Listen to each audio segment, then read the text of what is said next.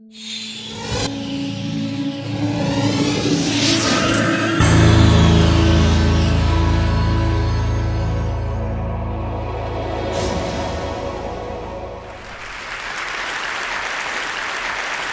few weeks ago, I was in my studio in Paris, and the phone rang, and I heard, "Hey, JR, you won the TED Prize 2011. You have to make a wish to save the world." I was lost. I mean, I can't save the world. Nobody can. What is fucked up? Come on. You have dictators, ruling the world. Population is growing by millions. There's no more fish in the sea. The North Pole is melting. And as the last TED Prize winner said, we're all becoming fat. Except maybe French people. So, whatever. So I called back, and I told her, "Look, Amy, tell the TED guys I just won't show up. I can't do anything to save the world." She said, "Hey, JR, your wish is not to save the world, but to change the world." "Oh, all right." That's cool. I mean, technology, politics, business do change the world. Not always in a good way, but they do. What about art? Could art change the world? I started when I was 15 years old, and at that time, I was not thinking about changing the world. I was doing graffiti, writing my names everywhere, using the city as a canvas. I was going in the tunnels of Paris, on the rooftops, with my friends. Each trip was an excursion, was an adventure. It was like leaving our mark on society, to say, I was here, on the top of a building. So when I found a cheap camera in the subway, I started documenting those adventures with my friends and give them back into photocopies, really small photos, just that size.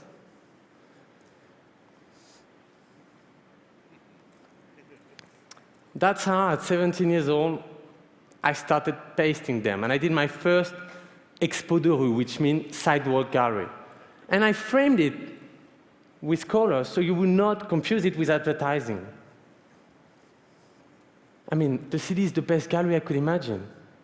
I would never have to make a book and then present it to a gallery and let them decide if my work was, nice enough to show it to people.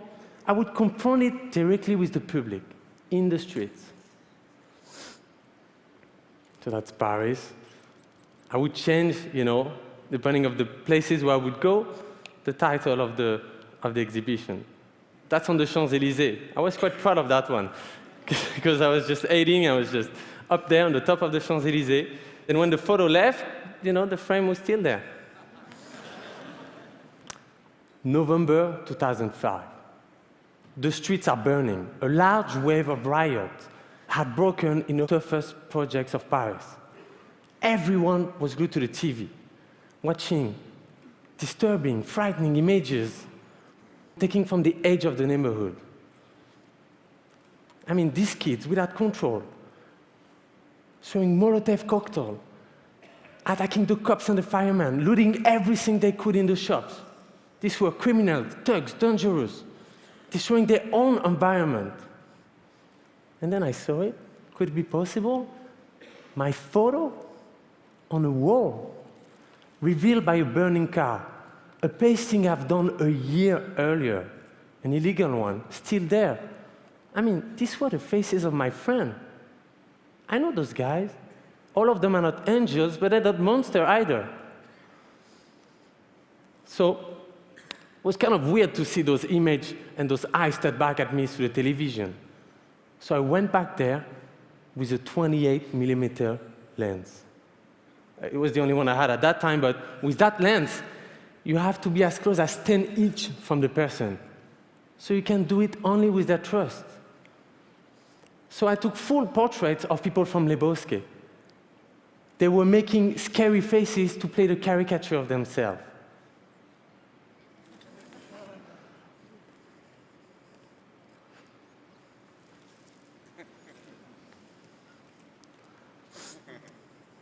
And then I pasted huge poster everywhere in the bourgeois area of Paris with their name, age, even building number of these guys.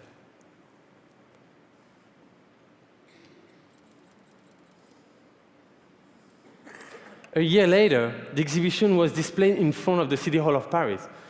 And you go from a Turk images who've been stolen and distorted by the media, who's now proudly taking over his own image.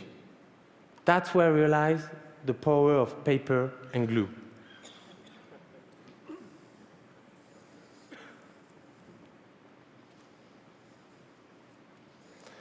So could art change the world? A year later, I was listening to all the noise about the Middle East conflict. I mean, at that time, trust me, they were only referring to the Israeli and Palestinian conflict.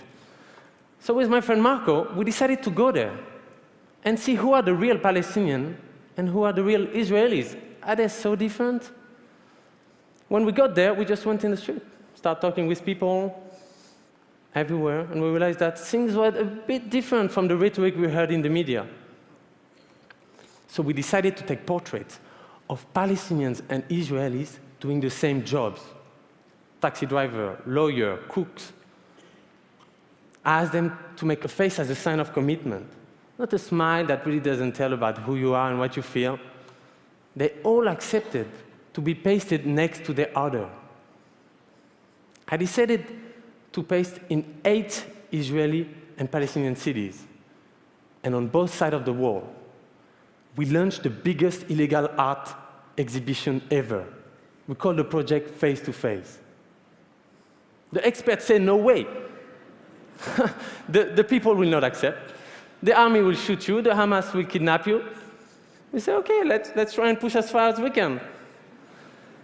I love the way that people will ask me, how big will be my photo? Oh, it will be as big as your house.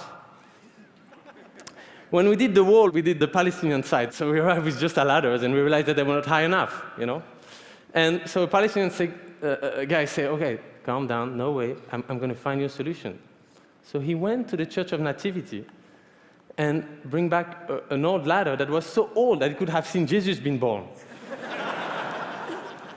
We did face-to-face with only 6 friends, 2 ladders, 2 brushes, a rented car, a camera, and 20,000 square feet of paper. We had all sorts of help from all walks of life.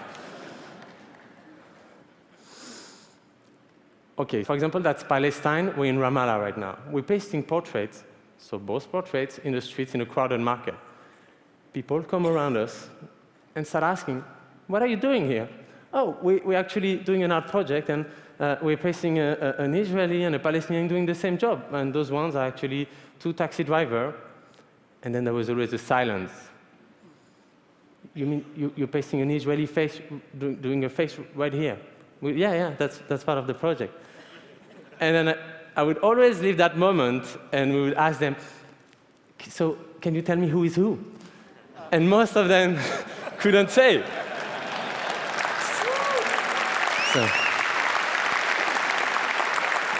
We even pasted on Israeli military tower, and nothing happened. When you paste an image, it's just paper and glue. I mean, people can tear it, tag on it, or even pee on it. Even some are a bit high up for that, I agree, but the people in the street, they are the curator, The rain and the wind will take them off anyway. They are not meant to stay, but exactly 4 years now after, the photos, most of them are still there. Face to Face demonstrated that what we thought impossible was possible. And you know what? Even easy. We didn't push the limit. We just showed that they were further than anyone thought. In the Middle East, I experienced my work in places with not much museum. So the reaction in the street were, kind of interesting. So I decided to go further in this direction and go in places where there is 0 museums. When you go around in these developing societies, women are the pillars of their community. But the men are still the one holding the streets. So we're inspired to create a project where men will pay tribute to women by posting their photos. I call that project Women Are Heroes. When I listened to all the stories everywhere I went on the continents, I couldn't always understand the complicated circumstances of their conflict. I just observed. Sometimes there was no words, no sentence, just tears. I just took their pictures and pasted them. Women Are Heroes took me around the world. Most of the places I went to, I decided to go there because I've heard about it through the media. So for example, in June 2008, I was watching TV in Paris, and then I heard about this terrible thing that happened in Rio de Janeiro, in the first favela of Brazil named Providencia. 3 kids, that was 3 students, were controlled by the army because they were not carrying their papers, and the army took them. And instead of bringing them to the police station, they bring them to an enemy favela, where they got chopped into pieces. I was shocked. All Brazil was shocked. I heard that it was one of the most violent favelas because the largest drug cartel controls it. So I decided to go there. When I arrived, I didn't have any contact with any NGO. There was none in place. No association, no NGOs, nothing. No eyes witness. So we just walked around, and we met a woman. And I showed her my book, and she said, you know what? We're hungry of culture. We need culture up there. So I went up, and I started with the kids. I just took a few photos of the kids, and the next day I came with the posters, and we pasted them. The day after I came back, they were already scratched. But that's okay. I wanted them to feel that the art belongs to them. Then the next day, I held a meeting on the main square, and some women came. They were all linked to the 3 kids that got killed. There was the mother, the grandmother, the best friend. They all wanted to shout the story. After that day, everyone in the favela gave me the green light. I took more photos, and we started the project. The drug lords were kind of worried about us filming in the place, so I told them, you know what, I'm not interested in filming the violence and the weapons. See that enough in the media. What I want to show is the incredible life and energy I've been, seeing around me the last few days. So that's a really symbolic pasting, because that's the first one we did, that you couldn't see from the city. And that's where the 3 kids got arrested, and that's the grandmother of one of them. And on that stairs, that's where the traffic control always stand, and there's a lot of exchange of fire. Everyone there understood the project. And then we pasted everywhere, the whole hill. Thank you.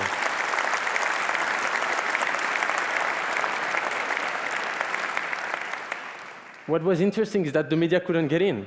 You should see that. They would have to film us from a really long distance, by helicopter, and then have a really long lens, and we would see ourselves on TV pasting. And they would put a number, please call this number if you know what's going on in Providencia. We just did a project and then left. So the media were there, oh, so how can we know about the project? So they had to go and find the women, and get an explanation from them. So you create a bridge between the media and the anonymous woman. We kept traveling. We went to Africa, Sudan, Sierra Leone, Liberia, Kenya. In war-torn places like Monrovia, people come straight to you. They want to know what you're up to. They keep asking you, what is the purpose of your project? Are you an NGO? Are you the media? Art? Just doing art? Some people question, why is it in black and white? Don't you have color in France? Or, they tell you, are these people all dead? Some who understood the project will explain it to others. And to a man who didn't understand, I heard someone said, you've been here for a few hours trying to understand, discussing with your fellows. During that time, you haven't think about what you're going to eat tomorrow. This is art. I think it's people's curiosity that motivates them to come into the project, And then it becomes more. It becomes a desire, a need, an amount. On this bridge, that's in Monrovia, ex-rebel soldier helped us pasting a portrait of a woman that they might have been raped during the war. Women are always the first one targeted during conflict. This is Kibera, Kenya, one of the largest slums of Africa. You might have seen images about the post-election violence that happened there in 2008. This time we covered the roof of the houses, but we didn't use paper. Because paper doesn't prevent the rain from leaking inside the house. Vinyl does. Then art becomes useful. So the people kept it. You know what I love is that, for example, when you see the biggest eye there, there's so much houses inside. And I went there a few months ago, photos are still there, and there was missing a piece of an eye. So I asked the people, what happened? Oh, the guy just moved. It's there on. When the moves were covered, a woman said as a joke, now God can see me. You know, when you look at Kibera now, they look back.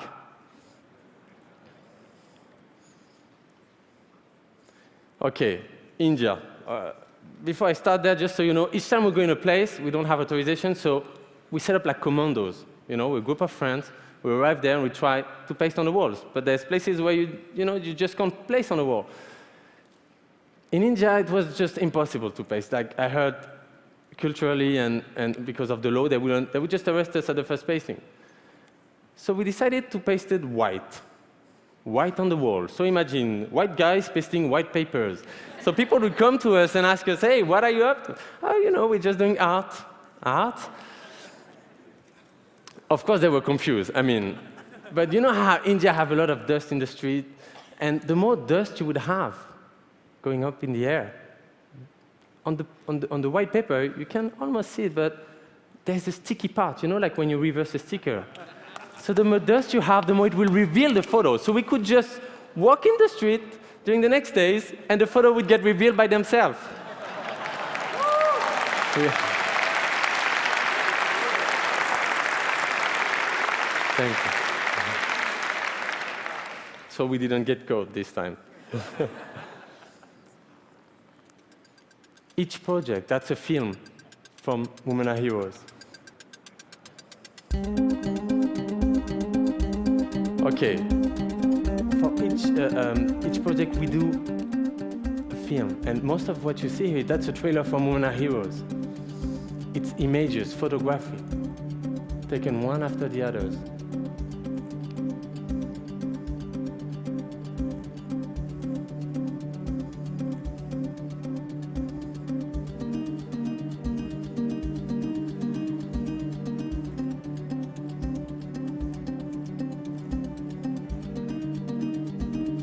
And the photo kept traveling even without us.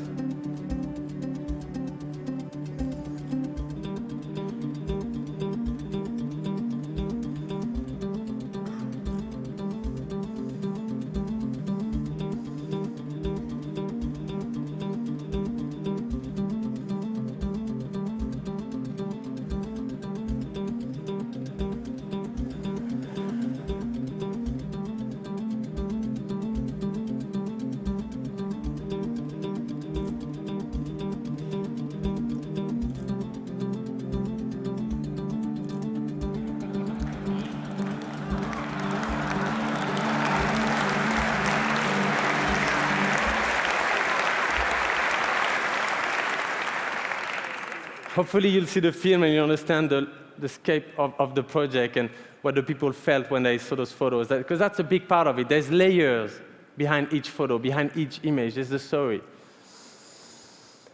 Women Are Heroes created a new dynamic in each of the communities. And the women kept that dynamic after we left. For example, we did books, not for sale, that all the community would get. But to get it, they would have to make it signed by one of the women. We did that in most of the places. We go back regularly. And so in Providencia, for example, in the favela, we have a cultural center running there. In Kibera, each year we cover more roofs. Because, of course, when we left, the people say, you know, that was just at the edge of the project, say, hey, what about my roof? So we decided to come the year after and keep doing the project. Really important point for me is that I don't use any brand or corporate sponsors. So I have no responsibility to anyone but myself and the subject. And that is, for me, like one of the most important things in the work. You know, I think today, as much as important as the result is the way you do things, and that have always been a certain part of the world. And what's interesting is that fine line that I have with images and advertising. We just did some pasting in Los Angeles on another project in the last weeks. And I even was invited to cover the MoCA Museum. But yesterday, the city called them and said, look, you're going to have to tear it down, because this can be taken for advertising, and because of the law, it has to be taken down. But tell me, advertising for what? The people I photographed were proud to participate to the project and to have their photo in their community, but they asked me for a promise, basically. They asked me, please, make our story travel with you. So I did. That's Paris. That's Rio. In each places, we build exhibitions with the story, and the story travel, and you understand the full scope of the project. That's London, New York. And today, they are with you in Long Beach. All right, recently, I started a public art project where I don't use my artwork anymore. I used Man Ray, Hélène Lévite, Giacomelli, other people's artwork. It doesn't matter today if it's your photo or not. The importance is what you do with the images, the statement it makes where it's pasted. So for example, I pasted the photo of the minaret in Switzerland a few weeks after they voted a law forbidding minarets in the country.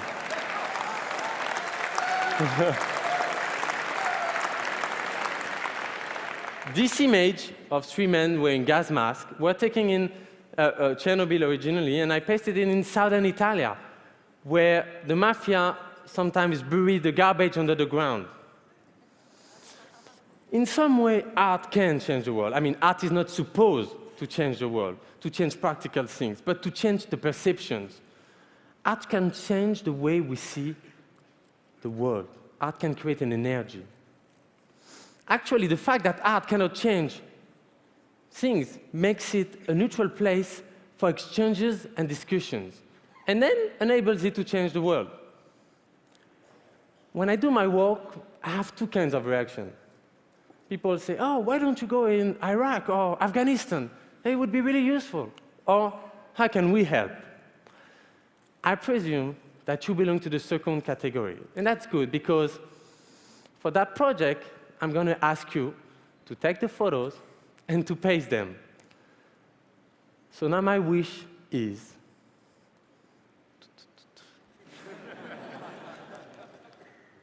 I wish for you to stand up for what you care about. By participating in a global art project, and together we'll turn the world inside out. And this starts right now. Yes, everyone in the room, everyone watching.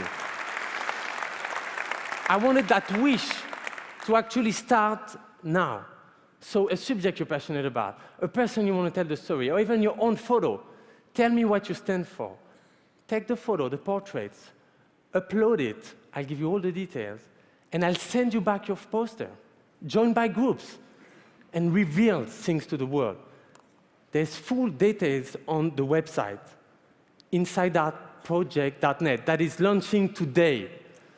What we see changes who we are. When we act together, the whole thing is much more than the sum of the parts. So I hope that together we'll create something that the world will remember. And this starts right now and depends on you. Thank you.